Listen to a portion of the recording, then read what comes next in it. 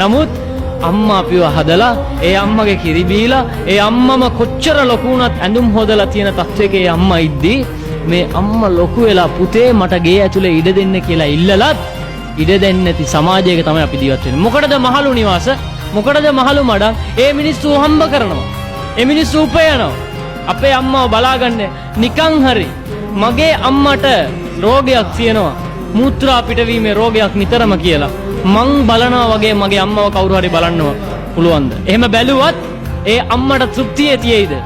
මගේ පුතෙක් මගේ දුවෙක් ඉද්දි කොහෙදෝ ඉන්න මිනිස්සෙක් මාව පිරිසිදු කරනවා කියලා ඒ දුක තියෙනවා මිසක් ළමයින්ගේ සතුට වෙනුවෙන් තමන්ගේ සැප නොතකා ඒ මහලු නිවාසවල ඉන්නවා. වෙලාවක් තිබ්බනම් ගිහිල්ලා ඒ මිනිස්සුත් එක්ක කතා කරලා අම්මේ කොහොමද? ළමයි මොකද්ද කියන්නේ? ළමයි ගැන මොනවද කියන්නේ ඔයා? ඔයා කොහොමද හැදුවේ කියලා ඇහුවනම් ඒ මව්වරුන්ගේ කටින් වචන නෙමෙයි පිට වෙන්නේ, ඇස් වලින් කඳුළු තමයි පිට වෙන්නේ මඩ.